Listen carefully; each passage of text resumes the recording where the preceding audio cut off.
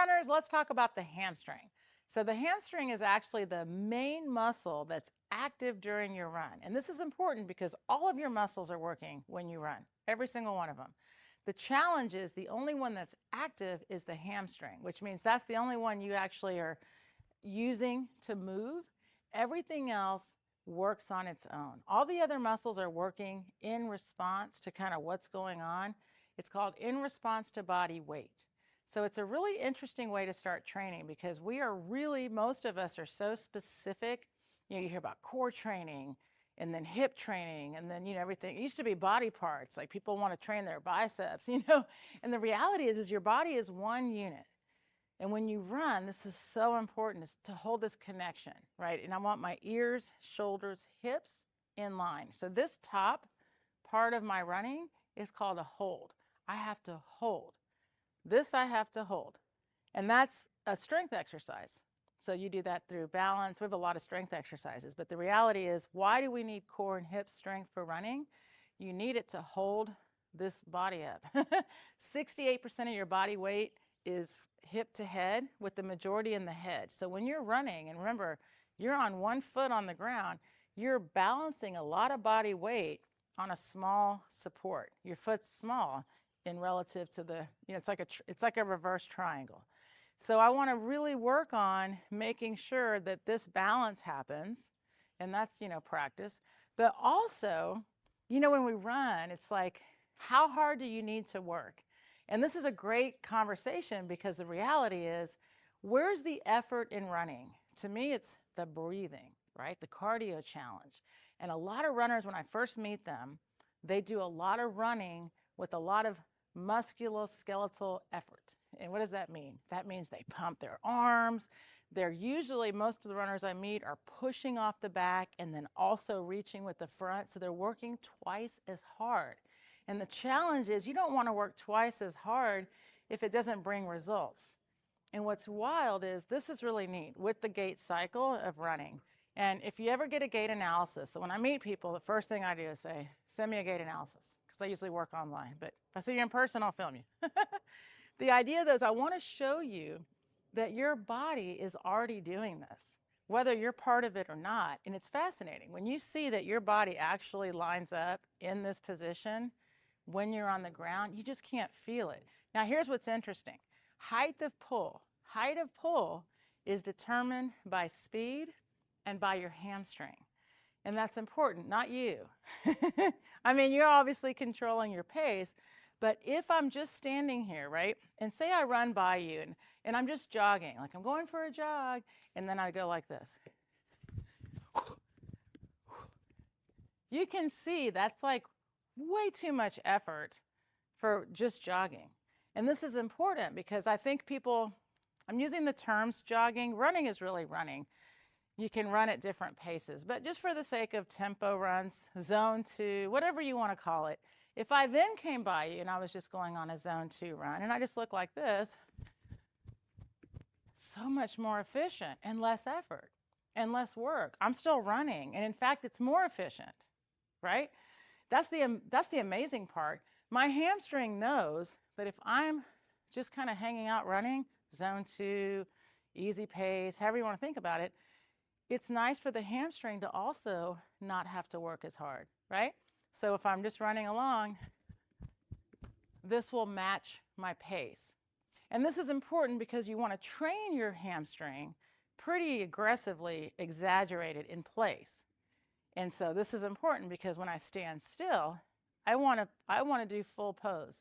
This is the figure 4. So if you just slide your foot up the inside of your standing leg, touch your foot, touch the inside of your foot to the inside of your standing leg, bend the knee you're standing on, and then lift your torso. This is really important because the more I lift my torso, the lighter I'll be on my feet. So remember, this is that strength hold in the torso. So this is where I want to be, and it's ankle under hip. So then I work on just initially pulling, pull, and then I like to add the upper body up, and think up. That's the direction, and then you check by tapping. So you pull, check, pull, check, pull, check. Do the same thing on this side. First, you start in the correct pose, because that's important, because you want to tell yourself, this is where I want to be. If you struggle with balance, please hold on to something. And then you pull, pull. Think up, up, up, up, up. And that's the pull. So what's interesting is, and we have a lot of exercises. When people come in to run RX, I give them bands and dumbbells and things like that. But ideally, you want to work with just your body weight to start. And what's fun is most people, even though the body goes through the pose, the hamstring has to work extra when you're not understanding what you're supposed to be doing. So then all of a sudden, because even standing here, you're like, this doesn't feel like that much work. It's not. Now, just for fun, put your hand right here on your hamstring. And now I want you to kick back, kick back. Now, pull, pull. When you kick, that's called an active contraction. It's like weightlifting. When you pull, it's called a natural response. So the pull is a reflexive response of the hamstring. That's why I'm saying the hamstring decides. Active contraction, you're controlling. So all of your training is active. All of your training is active. See, I was controlling the height of the pull, checking all the way to pose, all the way to pose, all the way to pose, because I want to make sure that my hamstring is going to go through a full range of motion. When I run, I only have to release the foot from the ground. So it's fantastic. So then you do a drill, you do really exaggerated pulling, then you switch to just barely pull, just to feel, then you put it together. Just a little pull, just a little pull, just a little pull, just a little pull, and then a little more aggressive. So you work on the hamstring, you work on the pulling, and absolutely, I give all kinds of exercises. Then you can talk about things like training, things like hip hinges, right?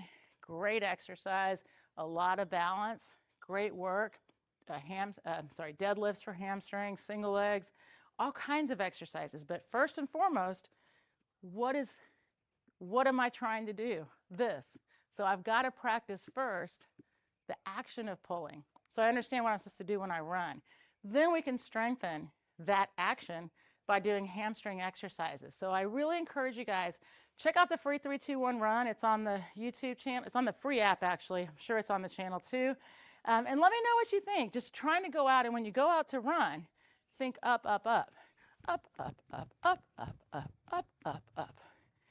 We're going to add on for my next conversation. I'm going to talk about increasing strength here so you can increase your fall, because that's going to be where your pace comes in. So remember, tempo run, zone 2 easy run, you just let go a little bit and you'll have a smaller pull. When you're sprinting or big runs or exaggerated pulling for drills, then that hamstring will go all the way up. But it does it all by itself. So I want you to try it with just your body weight. Let me know what you think. Thank you so much, guys, for all the great comments we've been getting. Please ask questions, comment. I'm here to answer those running questions. And of course, happy for you to join us. Just get on the app or come to the website, runrx.fit, and let's get going.